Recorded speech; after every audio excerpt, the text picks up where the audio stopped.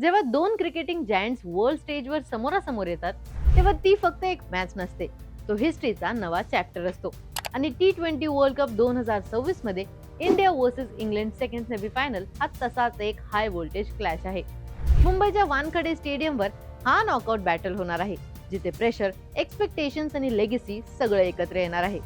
India आणि England यांची rivalry T20 क्रिकेटमध्ये खूप इंटेन्स राहिली आहे. आतापर्यंत दोन्ही टीम्स मध्ये 29 T20 इंटरनॅशनल मॅचेस झाले आहेत, ज्यात इंडियाने 17 विजय मिळवले आहेत तर इंग्लंडने 12. रिसेंट क्लॅशेस बघितल्या तर इंडियाचा अप्पर हँड दिसून येतो. मागील 5 मॅचेस मध्ये त्यांनी 4 वेळा विजय मिळवला आहे. हा एक इंटरेस्टिंग पॅटर्न पण आहे. इंडिया आणि इंग्लंड या दोन टीम्स मधला हा third consecutive T20 world cup semifinal clash आहे. आणि मागील 2 वेळा ज्या टीमने सेमीफायनल जिंकलं तीच टीम नंतर ट्रॉफी पण जिंकते.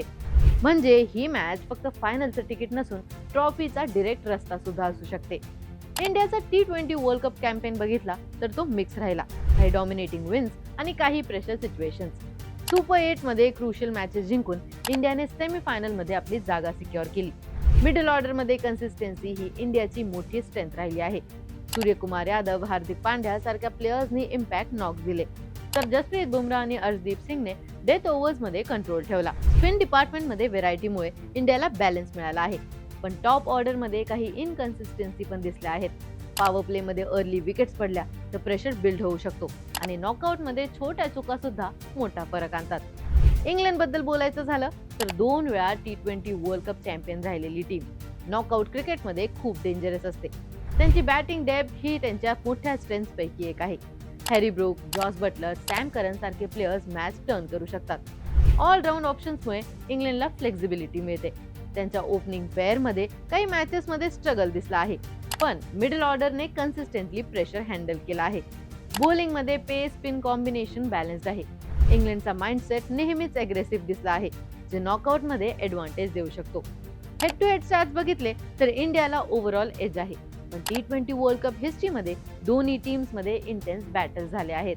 इंग्लंडने इंडियाला नॉकआउटमध्ये हरवलं आहे आणि इंडियाने पण कमबॅक मोमेंट्स दिले आहेत.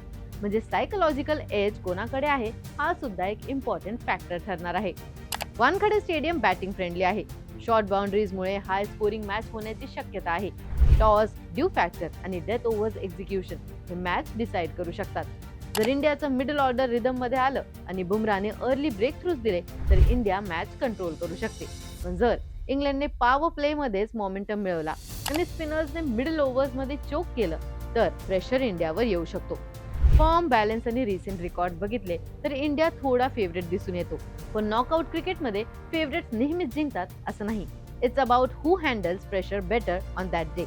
ही मॅच फक्त दोन टीम्स मधली नाही तर दोन क्रिकेटिंग फिलॉसॉफीज मधला क्लॅश आहे. इंडियाचं कॅल्क्युलेटेड एग्रेशन वर्सेस इंग्लंडचा फिअरलेस अप्रोच. आता या हाय प्रेशर सेमीफायनल मॅच मध्ये कोण हिस्ट्री क्रिएट करणार आणि T20 वर्ल्ड कप 2026 ची ट्रॉफी जिंकायच्या एक पाऊल दूर राहणार, तुमचे थॉट्स आम्हाला कमेंट्स मध्ये कळवा. आणि अशाच क्रीडाविषयक ट्रेंडिंग अपडेटसाठी AGC स्पोर्ट्सला सबस्क्राईब करायला विसरू नका.